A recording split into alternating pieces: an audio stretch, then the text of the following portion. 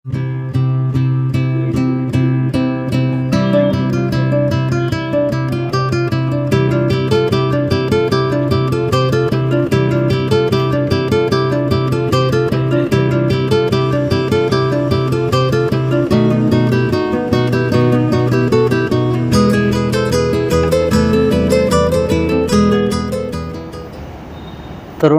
जिद्द असल्यावर तो काहीही करू शकतो. खडकातूनही पाणी काढण्याची ताकद ही तरुणामध्ये आहे. आणि ही ताकद जेव्हा एखाद्या तरुणाला कळते त्यावेळेस तो एखाद्या व्यवसायात उतरला की तो त्याची जी काही स्वप्ने आहेत ती स्वप्ने पुढे नेण्याचं काम करत असतो. अशाच एका तरुणाला आज आपण भेटणार आहोत, ज्या तरुणाने खेड्यातून येऊन शहरामध्ये हेल्थ क्लबच्या माध्यमातून आपला व्यवसाय सुरू केला. आणि मग हा व्यवसाय केवळ जिद्द म्हणून नाही तर एक वेगळ्या उंचीवर नेण्याचं काम जे आहे ते सत्यात उतरवलं. खरं तर या तरुणांची ओळख करून देत असताना एकीकडे लाखो तरुण तुम्हाला या परिस्थितीमध्ये जिकडं की बेरोजगारीच्या माध्यमातून गर्केत फिरताना दिसून येतील, पण हा तरुण त्यामध्ये फिरकला नाही. त्याचं कारण त्याच्या मनामध्ये होती एक जिद्द आणि ती त्यानं करून दाखवली. चला तर मग अशा तरुणाला या ठिकाणी जाणून घेऊया. नमस्कार स्वामी सालगोडे सर, तुमचं झिरो टू हिरो या यूट्यूब चॅनलमध्ये खूप खूप स्वागत आहे. खरं तर तुमचं प्रथमतः मी अभिनंदन करेन, कारण मी तुमचा प्रवास स्वतः पाहिलेला आहे. परंतु हा प्रवास आमच्या प्रेक्षकांसाठी आज मी तुमच्याकडून जाणून घेणार आहे. तुमचं बालपण आम्हाला जाणून घ्यायचे, त्या काळची परिस्थिती जाणून घ्यायची, ती तुम्ही थोडक्यात सांगावी. यस, तर सर्वप्रथम सर तुमच्या ह्या कल्पनेला माझा सलाम आहे. काय तुमच्या या छोट्याशा संकल्पनेचा असा मोठा उद्रेक होणार एका दिवशी. काय विषय, हे झिरो टू हिरो जे चॅनल आहे तुम्ही जे केलेलं आहे, ते तुमची कन्सेप्ट आम्हाला जरी माहीत नसली तरी पण हा आमच्यासारख्या जे मेहनत करणारे आहेत व्यवसायामध्ये म्हणा, आपापल्या प्रोफेशनमध्ये जे बी असेल ते त्यांना एक प्रोत्साहन देण्याचं काम करणार, नक्कीच करणार आणि करत आहे. तर तुमच्या मनामध्ये ही कल्पना आली की बाबा ह्या स्वामीचं तुम्ही मत ऐकून घ्यावा, तुमच्या चॅनलवर टाकावा, याबद्दल तुमचे आणि आपल्या चॅनलचे प्रथम आभार. तर माझा प्रवास बालपण सर आमचं असं मोठं कुटुंब असं की 18 माणसाचं कुटुंब, कोण जेवलंय का कोण नाही जेवलंय, कोणाला एकमेकाला विचारायला वेळ नाही. वडील कारभारी आणि त्याच्यामध्ये कारभाऱ्याचं म्हणलं की सगळ्यांकडेच लक्ष असतं त्यांचं. सगळ्यांची मुलं असोत, सगळ्यांचे मिसेस असोत, त्यांना स्वतःपेक्षा स्वतः उपाशी पोटी राहिलं तरी चालतंय, पण घरातल्या सगळ्यांना जेवलं पाहिजे असं कुटुंब. सगळे व्यवसाय आपला शेती, सगळे शेती करायचे. पण वडील सुशिक्षित नव्हते, वडील शिकलेले नव्हते. मग त्यांना आपल्या भावाला काही शिक्षण घेतलेलं नाही, काहीच नाही, एकही त्यांना आणखीन अबी येत नाही. पण आई शिकलेली, पण वडिलांना पाहिलेलं शिकलेले लोक कसे मोठे झाले, त्यांना कसा त्यांच्या आयुष्यामध्ये फायदा झाला. मग त्यानुसार त्यानं त्यांच्या भावाला शिकवलं, भावानं त्यांचं स्टे केलं व्यवस्थित. आणि नंतर मग काही दिवसानंतर वेगळं राहण्यात आलं. तर मग त्यावेळेस त्यानं काय केलं की मुलांच्या शिक्षणाकडे जास्त भर दिला. आपण भाकरी कमी खायची. माझ्या मतानुसार की माझ्या वडिलांना 2 वर्षे वेगळं राहिल्यानंतर ऊसतोडी केलेली, ऊसतोडीला गेलेले. बीड जिल्ह्याची ही जी काय ओळख आहे ही येणाऱ्या कालखंडामध्ये ही पुसून जाणार आहे 100%. परंतु जर तुमच्यासारखे तरुण अजूनही अशा पद्धतीच्या एक वेगवेगळ्या व्यवसायात उतरतील, कारण मला तुमचं कौतुक वाटतं ज्या पद्धतीनं म्हणलात ना तुम्ही ऊसतोड केलेली आहे. आणि मला वाटतं तो जो काही संघर्ष आहे तो तुमच्या डोळ्यात चलत असावा आणि म्हणूनच तुम्ही हे पाऊल उचललेलं असावं. 100% सर, खूप महत्त्वाचा मुद्दा होता आमच्यासाठी. आम्ही आता वयाच्या 25 ते 30च्या दरम्यान आहेत. तर आता सध्या आमच्या मनामध्ये ती एक कन्सेप्ट असते की एखादं काम करताना अडचण आली आत्ता बी या सिच्युएशनला की आम्हाला आमच्या वडिलाचे, आमच्या चुलत्याचे कष्ट दिसते तर की आपले हे 10%च आहेत. खरंय.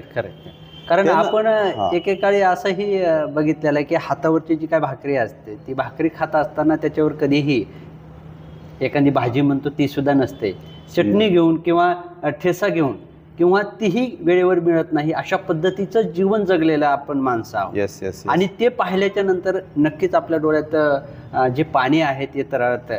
म्हणजे ते कुणाला सांगायची गरज नाही, तो संघर्ष आपल्या डोळ्यासमोर घडलेला असतो. आणि तो घडलेला संघर्ष ज्यावेळेस आपण आठवतो त्यावेळेस आपणही गलबलून जातो. Yes yes. आणि मग पुढची जी काही वाटचाल होती ती कशी होती मग? हां, मग ते हे वडिलाचे एवढे संघर्ष, एवढे कष्ट. सर माझे खानदानी शेतकरी आई वडील आहेत, पण मला कसलंच शेतातलं काम येत नाही, मला येत नाही आणि माझ्या भावाला येत नाही. त्यानं करून दिलं नाही. आमच्या आलेल्या नशिबाला कष्ट आमच्या मुलाला नकोत म्हणून. प्रत्येकाच्या आई वडिलांचं हेच असतं. माझं मन भरून आलं सर, तुम्हाला सांगतो. आमच्या कोणत्याच भावाला शेतीतलं काम येत नाही. तिघही मोठे बंधू आहेत आमचे, मी आणि छोटे. शेतीतलं काहीच येत नाही, करूनच दिलं नाही त्यानं. तुम्ही तुमचं करिअर करा, बरोबर, जे पाहिजे ते शिक्षण करायला लावलं, ज्याला जे पाहिजे ते. आमच्या मोठ्या बंधूचं डीएड झालेलं आहे संभाजीनगरला. तर सगळ्यांना शिकून दिलं व्यवस्थित. त्यानं स्वतःचे दुःख कधी व्यक्त केले नाहीत. पण आता पहिलं लक्षात नाही आलं, आता जाणवते आपल्याला की काय सिच्युएशन असेल त्यांची. थोडी सध्या झळ लागू दिली नाही आम्हाला सर, पण त्यानं त्यांच्या कष्टातून आम्हाला घडवलं. त्यांची कमाई ते पहिल्यापासून म्हणायचे की संस्कार ज्याला आपण म्हणतो, ही कमाई तुमची. आणि विशेष म्हणजे निर्व्यसनी. सगळे म्हणजे घरात कुणीही तुमच्याकडे व्यसन करत अजिबात व्यसनच नाही आमच्या घरात, कुणीच नाही. आणखीन महत्वाचं आहे, आणखीन आमचे वडील, आमच्या मोठ्या बंधूचं लग्न झालंय, भावाचे लग्न झाले, सगळ्याचे चुलत्याच्या मुलाचे मुलीचे लग्न झाले. तर पण आमचे वडील घरात आल्यानंतर आणखीन बाकीचे मोठ्यानं बोलत नाहीत, त्यांचे भाऊ ते सगळेच. म्हणजे हे संस्कार आपण आता आधुनिक काळामध्ये जगतो आहोत. आज आपले मुलं इंग्लिश स्कूलमध्ये जात आहेत, माझा स्वतःचा मुलगा जातो, परंतु बोलत असताना त्याच्यामध्ये जी भीती नावाची चीज आहे, जी काही बापाचा धाक असावा लागतो, तशा पद्धतीने आताच्या कालखंडामध्ये राहिली नाही. परंतु आपण जसं तुमचं आहे तसं माझंही आहे. तुम्ही अजूनही वडिलांना त्या पद्धतीनं बोलू शकत नसता किंवा मनातल्या ज्या काही भावना आहेत त्या बोलू शकत. बरोबर बोलले तुम्ही. नाही, शक्यच नाही, कारण तो संस्कार आहे आणि तो संस्कार बापानं हा लेखावर करावाच लागतो आणि केलेलाच पाहिजे. मोठ्यानं बोलू शकत नाही मी तर. हो, नाही. आणि मग हा जो काही पुढे आलेला कालखंड आहे, जसं म्हणलं तुम्ही, जो संस्काराचा भाग असेल किंवा कुटुंबात एकत्रित राहणं असं, मग पुढं आल्याच्या नंतर मग शिक्षणाचं कसं काय केलं? की वडिलांचं शिक्षण तर नव्हतं, आईचं शिक्षण होतं, मग शाळेत कशा पद्धतीनं मग शिक्षण चालू केलं तुम्ही? सर आईचा खूप हट्ट होता. आईला ही सगळी सिच्युएशन परिस्थिती दिसत होती, जाणवत होती. तर आईनं ना वडिलाकडं रोज भांडण केलं, नाही आपल्याला शिकवायचेच, आपण आपलं काही असो. त्यानं ते आम्हाला कळत पण नसतं, जेवलेत का उपाशी आहेत का किंवा शेतात गेलेत कुठं, पण आम्हाला जिथं असतो तिथं जे ते पोहोच केलं. तिघा भावांना केलं. खूप आता जाणवतंय, ते फील होतंय. आईचे रोज भांडण व्हायचे वडिलांसोबत. मुलांना हेच केलं नाही, मुलांना कपडेच घेतले नाही, पुस्तकच घेतले नाही, त्यांची फीसच नाही भरली. आई स्वतःला कधीच भांडली नाही, स्वतःसाठी कधीच नाही, फक्त आमच्यासाठी वाढलं. रोज भांडण वडिलांसोबत. असंच करता तुम्ही, तसंच करता, मुलाला हे करत नाही. तर आईचे वाक्य असतात माझ्या, आत्ता बी घरी गेलो, तुम्ही सुखीत ना बाळांनो, मला काहीच नाही. खरंय, आई वडिलांचं, प्रत्येक आई वडिलांचं हे असावं, कारण लेकरांतच त्यांचं सुख असतं. मला पुढं तुम्हाला घेऊन जायचं आहे की शिक्षणाचा जो काही प्रवास आहे, तो प्रवास पूर्ण केल्याच्या नंतर तुमच्या मनामध्ये व्यवसायाकडे, म्हणजे तुमच्या अगोदर कोणी असा व्यवसाय केलेला आहे का किंवा व्यवसायात होते का, आणि तुम्ही मग व्यवसायात कसे उतरलात? या की जिमचा व्यवसाय असेल किंवा इतरही व्यवसाय तुमचे बंधू करत आहेत, मग इकडं कसं काय वळालात मग शेवट? तर ह्याचं काय होतं सर, आपल्याला खूप एक्सरसाइज करायची, व्यायाम करायचा पहिल्यापासून आवड. आमच्या घरामध्ये पहिल्यापासून असा एक पहिलवान असतो. आधी आमचे लहान चुलते होते, नंतर आता जे मधवे चुलते त्यांचा मुलगा कोल्हापूरला असतो. घरामध्ये असं मग चांगला आहार आणि व्यायाम, इतका नाद, इतका छंद वडिलांनाच. म्हणजे हे पहिलीपासून चालू आलं, घरातला एक संस्कार, बाळकडूच येते आमच्या घरातला. म्हणजे तुमच्या आजोबांच्या कालखंडापासून? आमचे आजोबाचे वडिलाचे वडील आहेत का, पूर्ण पंचकृषीमध्ये त्यांच्यासारखी काठी कोणी फिरवत नव्हतं. बरोबर, म्हणजे तो एक शरीराचा व्यायामच. नामांकित. म्हणजे ते मॉर्निंगला उठलं की त्यांचं एक्सरसाइज करणार आणि त्यांचं ते दूध भाकरी वगैरे मस्त म्हणजे खाणार. आणि त्याची जी आवड आहे ती पुढे मग व्यवसाय, आपण आता आपल्या आवडीचा व्यवसाय करायचा. मग आवडीच्या व्यवसायासाठी जे आपले संबंधित मित्र कंपनी आहे, आमचे बंधू, माझे भाऊ, सगळ्यात जवळचे मित्र माझे, आणि मग सगळ्याशी डिस्कस केलं की काय व्यवसाय चलन, व्यवसाय काय चलन. तर मग त्याच्यामध्ये असं कळलं की आपल्याला व्यायामाचा खूप नाद आहे. म्हणजे जे असंच काम निवडायचं, म्हणजे वाचलं होतं, थोडं वाचनाचा नाद आहे मला, तर असंच काम निवडावं आपण, किंवा ज्यानं दिवसभर बी करावं लागलं, 2 दिवस करावं लागलं तरी कंटाळा येणार नाही, थकवा येणार नाही. हा आनंद. हम्म. मग ते व्यायामाचा हा. मग ठरलं जिम टाकायची. जिम टाकायचं ठरलं. जिम टाकायचं ठरल्यानंतर मग बजेटचा विषय. हो. आता आपलं आर्थिक पाठबळ. आर्थिक पाठबळ, घरच्या शिक्षणाला भरपूर खर्च होता घरचा, हा. पण व्यवसायाला अजिबात कुणा सपोर्ट नव्हता. खरंय. आपल्याकडे आपल्या समाजामध्ये आमचं देतच नाही तर सपोर्टच देत नाही तर हा. नको म्हणते हा. ती नकोच. हा. मग सर माझं म्हणजे अभिमानानं सांगतो, माझं फ्रेंड सर्कल एवढं भारी. बर. मित्र हा, कंपनी. माझा परिवारच आहे ते. हा. खरं आहे. हो. हा. मित्र परिवार इतका छान आहे की पूर्ण सेटअपला भाऊ आणि मित्र, वडिलांनी मला काहीच मदत केली नाही. त्यानं माझे वडील कसे आहेत, त्यांच्याकडे असते तर केली असते त्यानं, पण त्यांना पहिल्यापासून सवय हे 200 रुपये धरण बाजार करून आण, तू 100 लागते तर 200 घेऊन जा, पण तू बाजार करून आण. ते बघतेत आधी, मला आत्ता कळते ते बघतेत हे कुठवर जातोय. मी तर आहेच, शिव काय काय करू शकतो. बरोबर. आत्ता लक्षात यायला लागलं ते नाही का, जसं आपण मोठं होतो आणि जसं आपल्याला कळतं.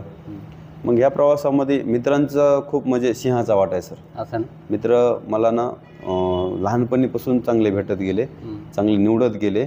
आणि माझा एक स्वभाव गुण असा आहे की मी मित्रांना भावाचं स्थान देतो सख्या. त्याचं कारण असं की मुळात तुमचा स्वभाव चांगला आहे. कारण बऱ्याच वेळेस असं असतं की जसं म्हणतो ना आपण, जसा चष्मा घालावा तसं समर्थ जग दिसतं, तसं मुळात तुमचं मन स्वच्छ आहे म्हणून तुम्हाला जग स्वच्छ दिसतं. कारण आपण असे काही मित्र वेगळ्या पद्धतीचेही पाहिलेले आहेत, ह्या जगामध्ये तसेही आहेत. मला तुम्हाला पुढं थोडं घेऊन जायचं आहे. मित्रांचं पाठबळ तर तुमच्या जीवनामध्ये आहेत, परंतु हा व्यवसाय निवडला म्हणजे तुमच्या पैलवानकी ह्या गोष्टी ठीक आहेत, परंतु याच्यासाठी वेगळं असं प्रशिक्षण वगैरे घेतलं होतं का मग? कारण तुम्हाला बॉडी बनवायची किंवा जिम करायची म्हटल्यानंतर तुम्ही कशाही पद्धतीनं कोणतीही वस्तू कधीही मारू शकत नाही, कारण त्याला एक टेक्निक आहे आणि ते तंत्र तुम्हाला माहिती असणं गरजेचं आहे. मग याच्यासाठी काय केलं? तर हा एवढा माझ्या म्हणजे कठीण काळ आहे, हो प्रसंग. शेवटी गेलेले माझे एक वर्षाचा काळ इतका कठीण आहे. मी जिम टाकली सर. जिम टाकल्याच्या नंतर मला जे दुसरे जिमवाले होते, जे प्रोफेशनल लोक होते, ते जाणून बुजून कमी दाखवायला लागले. आता मग याच्यामध्ये तुम्ही म्हणलात तसं व्यायाम करणं, आवड असणं, आपण मारणं आणि लोकांना शिकवताना सगळ्यात महत्त्वाचं त्यांची काळजी घेणं. कोणती गरजेचं आहे, कोणती त्यांना इंजुरी नाही झाली पाहिजे. मग मला अडचणी निर्माण झाल्या पहिल्या महिन्यामध्येच सर. तर मग 2 मिनिटात मी तो प्रवास सांगतो तुम्हाला. तर मी सर्च केलं की भारतामधले सगळ्यात बेस्ट क्लासेस कोणते जिमचे. आणि आपली जिम तर चालू आहे. मग मला सोशल मीडियावरून कळलं की 2017ची 18ची घटना ही की K11 म्हणून K11 म्हणून क्लासेस आहेत ज्यांचे की इंडियाच्या बाहेर विद्यार्थी जातात शिकवण्यासाठी. मग शिकवण्यासाठी त्यांच्याकडून ट्रेन झालेले, त्यांचे सर्टिफिकेशन घेतलेले किंवा त्यांच्याकडून शिक्षण घेतलेले. मग त्यावेळेस मी म्हणलं आता K11चा कोर्स आपल्याला करायचा आहे. पण त्यावेळेस ऑनलाईन नव्हतं, तुम्हाला तिथे जाऊनच करायचं. मग मी त्यांच्याशी संपर्क केला, त्यांच्याकडून EMI पद्धतीनं फीस घेतली, त्यांच्याकडून मांडणी करून घेतली. तर मी केला त्यावेळेस काहीतरी त्यांची फीस काय 60,000 रुपये फीस होती. आता त्यांची 90,000 रुपये आहे. म्हणजे 5-6 वर्षामध्ये ते झालं. तर मग माझा त्यावेळेसचा इतका संघर्ष की मॉर्निंगला उठायचं, जिम उघडायची, बंद करायची. 8 दिवस मी संडे टू संडे बॅच घेतली. शनिवारी रात्री जिम बंद करायची, ट्रॅव्हल्सनं पुण्याला जायचं. पुण्याला गेल्यानंतर तिथं 6 घंटे लेक्चर करायचे त्यांचं, आणि नंतर मग रात्री यायचं, सोमवारी सकाळची जिम उघडायची. असा कंटिन्यू 6 महिने प्रवास झाला माझा. त्याच्यामध्ये इतका संघर्ष, इतकं, आणि रोज रोज नवीन नवीन नॉलेज भेटत जायचं, कंटाळा बिलकुल येत नसं. आणि मग अशा प्रकारे मग तुम्ही जे म्हणलात का की जे आत्ता मुलं आणखीन बी करत नाहीत या प्रोफेशनमध्ये, नको K11 हार्ड आहे, K11 हार्ड आहे, K11 हे कोर्स हार्ड आहे, तर मी त्यावेळेस ते करून टाकलं. त्याच्यानंतर K11चं न्यूट्रिशन केलं मी, म्हणजे आहार, जिम कशी मारायची. आणि मी तुम्हाला शेवटचा प्रश्न या ठिकाणी विचारणार आहे की हे जे काही यश आहे त्याला आपण 0 to hero म्हणतो, हे यश एका वाक्यात कशा पद्धतीने सांगा? अवघड प्रश्न विचार. तर हे जर 0 to 0 आपल्या चॅनलच्या माध्यमातून एक संदेश द्यायचा जर ठरलं तर हे यश सर काय होतं सर, तुम्हाला तुमची वेळ शिकवते, चांगली असो किंवा वाईट असो. ज्या माणसाला वेळ ऐकून शिकता येतं का तो प्रत्येक क्षणाला शिकवती वेळ. चांगलं शिकवून वाईट आता ही वेळ मला शिकवती. शिकता आलं पाहिजे. बरोबर. त्या वेळेतून शिकला का माणूस तो कोणत्याही प्रोफेशनमध्ये कोणत्याही त्याच्या कामामध्ये सक्सेस आहे. कुणाची सल्ल्याची गरज लागत नाही त्याला. क्षणिक शिकता आलं पाहिजे असं माझं वैयक्तिक मत आहे. आणि ती कला मला माझ्या मोठ्या बंधूमुळे अवगत झाली, जे आमच्या गावचे सरपंच आहेत, शिकवली. तर असा संदेश देईन की तुमच्या सोबतच्या माणसाकडून परिस्थितीकडून वेळेनुसार शिकत चला प्रत्येक क्षणाला, हा संदेश देईन. हा खूप महत्त्वाचा संदेश आहे, कारण प्रत्येकाने हे शिकलंच पाहिजे. क्षेत्र कोणचंही असो, माणूस चालत असताना किंवा झोपेतही तो काहीतरी स्वप्ने पाहत असतो, परंतु तुम्ही जागतेपणाने स्वप्ने पाहिलात आणि ते सत्यात उतरवलात. कारण असं म्हटलं जातं की झोपेतले स्वप्न हे काय खरे होत नसतात, परंतु जागतेपणे पाहिलेले जे काही स्वप्न असतात ते आपण झोपू देत, सत्यात उतरू देत नाहीत आणि झोपूही देत नाहीत, जोपर्यंत सत्यात उतरत नाहीत ते आपण. आणि ते तुमचे पूर्ण झालेत. येणाऱ्या कालखंडामध्ये अशीच एक उंच भरारी तुमच्याकडून अपेक्षित आहे. मित्रांनो, अशाच पद्धतीच्या व्हिडिओच्या माध्यमातून आपण अजूनही काही व्यावसायिकांना भेटणार आहोत. तोपर्यंत आपल्याला ही मुलाखत आवडल्यास नक्की लाईक करा, कमेंट करा आणि चॅनल सबस्क्राईब करायला विसरू नका. तोपर्यंत धन्यवाद.